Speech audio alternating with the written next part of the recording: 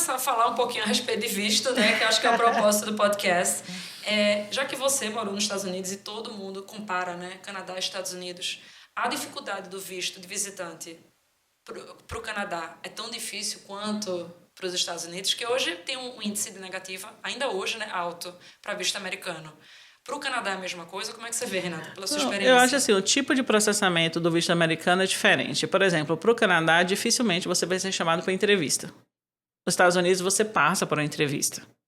No Canadá, você tem a oportunidade na sua aplicação de fazer uma carta, de você explicar quais são as intenções, quais são os seus objetivos, de fazer um dossiê bacana que vai ser analisado por um consultor. Nos Estados Unidos, você responde o formulário online e chega lá com o seu dossiê no dia da entrevista. Que muitas vezes nem pedem, né? Então, às vezes, o seu nervosismo, às vezes você demonstra alguma coisa que o oficial olha para sua cara e fala, peraí, tá muito suspeito isso daí, entendeu?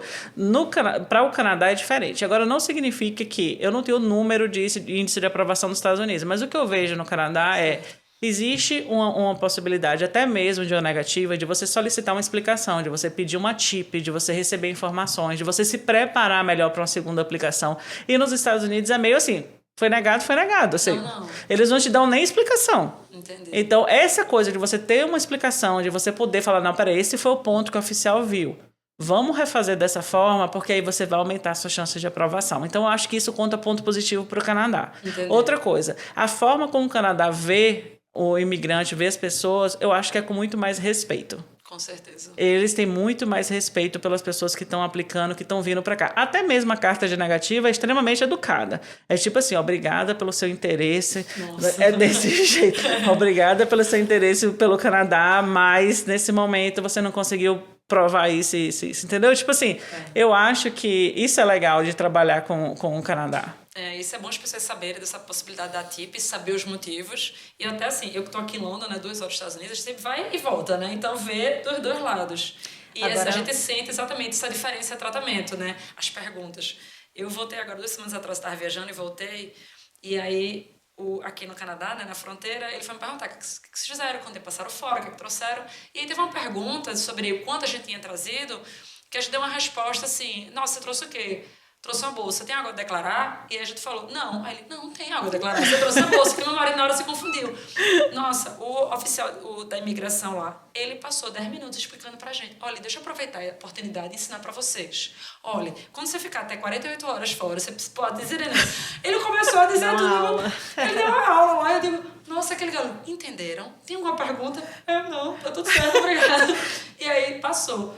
Se fosse nos Estados Unidos, jamais. Agora, o que acontece muito assim, clientes que querem vir para o Canadá a turismo optam por primeiro pedir o visto de turismo americano.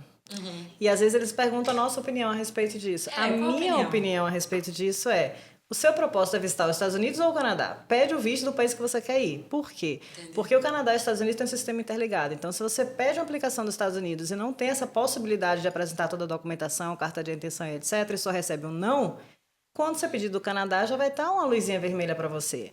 Então, se é Canadá e não tem o visto americano, pede do Canadá primeiro, porque você vai ter a oportunidade de se explicar melhor. E se for negada, você tem como pedir a TIP para entender o porquê que foi negado.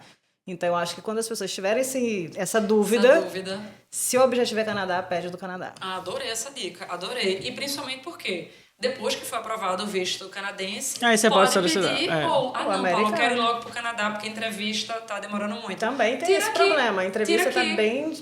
Tira aqui, assim, a gente renovou o visto aqui, é super tranquilo. Então, não, calma, vem pra cá. Né? E depois você tira ou renova o seu visto americano. Essa pergunta é muito comum. Foi ótimo. Nem tava aqui na lista, nem tava aqui no script.